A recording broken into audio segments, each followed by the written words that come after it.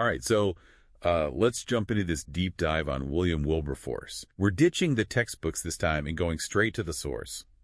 William Hay's biography. Definitely a more interesting read. You've given us the prologue in the first chapter, and wow, it's already a whirlwind of family legacy, religious awakenings, and honestly a surprising amount of partying. It is really striking how much these early years kind of contradict the image we have of him later in life. Like, those contradictions are what shaped him into the impactful figure he became. Totally. It's like we're uncovering the roots of his abolitionist spirit right here in his younger years. So let's rewind all the way back to the beginning. Sounds good. William's story starts in Hull, a bustling port city in Yorkshire. Picture this. Their family home, Hull House. I'm picturing it. Right on High Street, in the thick of it all. A testament to the family's wealth and influence. And it wasn't just the prime real estate. They had their own private dock right there on the property. Imagine that. Speaks volumes about how involved they were in the Baltic trade. We're talking timber, iron ore, food, even thousands of gallons of Rhenish Hock wine, all flowing through their dock. Wow. They really were at the heart of it all. You know, when you think of a historical figure like Wilberforce, you don't usually picture a childhood surrounded by, well, goods from all over the world. It's true. Makes you wonder, did young William ever hang out down by the docks, watching the ships? Did those experiences maybe spark his early curiosity about the world beyond Hull? It's certainly possible, and we can't forget the weight of the family legacy he was born into. The Wilberforce family had deep roots in Yorkshire, known for their business savvy and leadership. That's a lot to live up to as a kid. You're telling me. But it seems like his family wasn't about that whole ivory tower approach to education. They sent William to Hull Grammar School. Alongside sons of other merchants, yeah. Exactly. Why do you think they made that choice? It's fascinating, isn't it? It suggests a certain pragmatism, maybe a hope that he would really understand the world he was inheriting, not just be shielded from it. That makes sense. They weren't a family removed from the realities of business, even when it came to their son's education. Definitely not. And it's at Hull Grammar that we meet a figure who plays a pivotal role in William's development. Joseph Milner, the headmaster. He wasn't your average teacher. Not at all. He had this knack for making even the most traditional subjects come alive for his students. The book actually mentions young William's exceptional public speaking skills. Even as a young boy, he would stand on a table to deliver his speeches. Wow. He was a natural... Sounds like something straight out of Dead Poets Society. Now that's a visual. I can only imagine how captivating those speeches must have been. What do you think? It speaks to his natural charisma, for sure, but also to Milner's influence. You see, Milner was all about understanding, not just rote memorization. He wanted his students to really engage with the material, think critically, and discover their own voices. It's no wonder William thrived in that environment. It really sounds like it. It's clear that Hull, with its bustling trade and innovative educators, really nurtured a young mind like William's. But as we know, life rarely goes according to plan.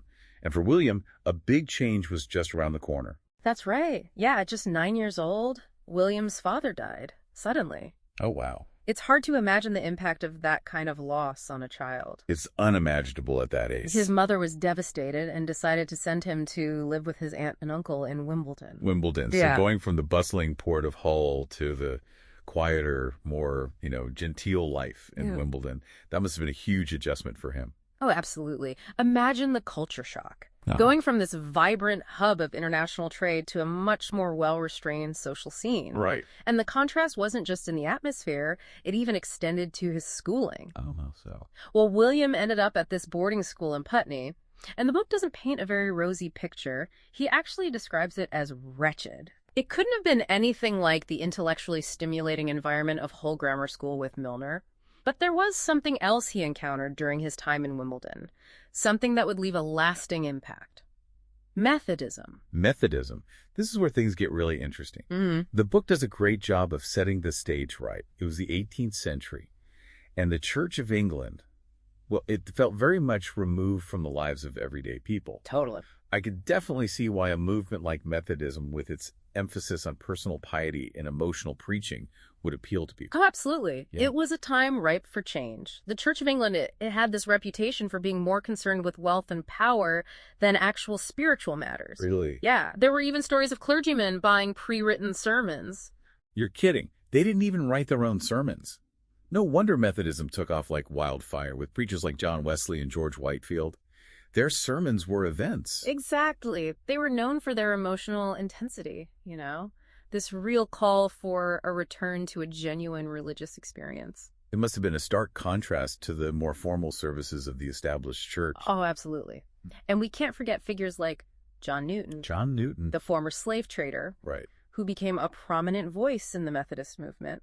He had a significant influence on young William. Newton's story is incredible. And talk about a transformation.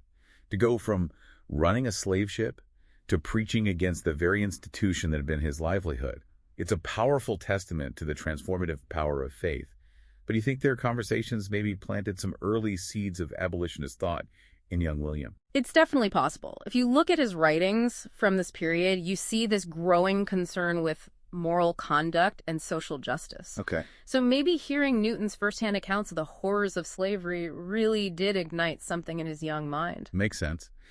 But this newfound religious fervor wasn't exactly welcomed by everyone, least of all William's mother, his mother. Why was she opposed to it? I mean, wasn't she religious herself? She was, but remember, this is Methodism we're talking about. It was considered very radical at the time.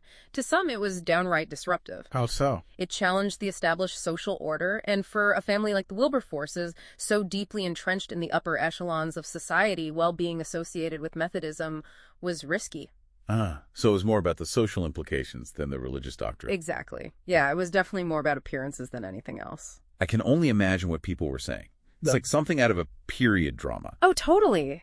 Remember back then, your reputation was everything. And for a family like the Wilberforces associating with a movement like Methodism, it just wasn't a good look. Especially with their social standing. Exactly. Methodism, with its whole message of equality before God, it really threatened to disrupt the existing social hierarchy.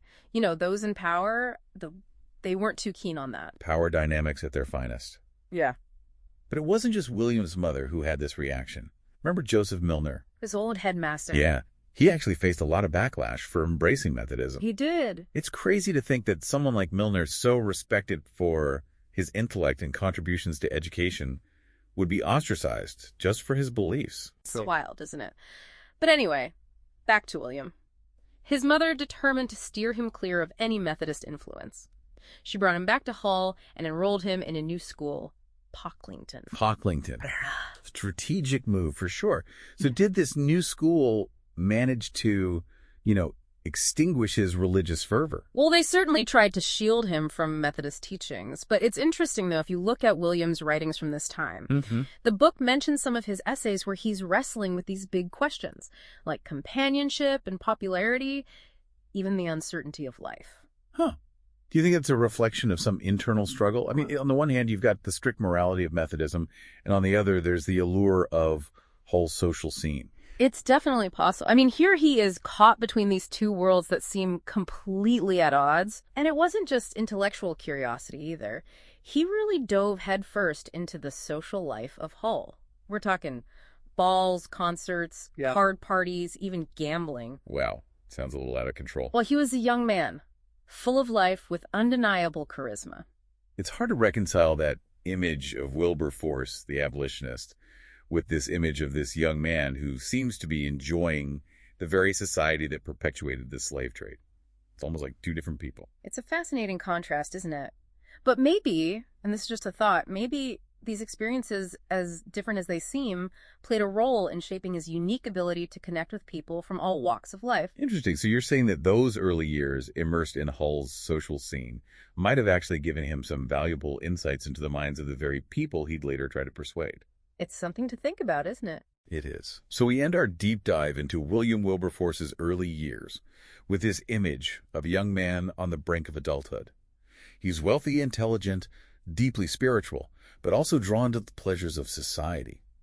It's an interesting mix, to say the least, and it's this mix that would eventually lead him to confront one of the greatest injustices in human history. It's incredible to think about how all these experiences, all these influences came together to shape the man he would become. It really is. And it just goes to show that sometimes the most influential figures in history, they aren't always what they seem.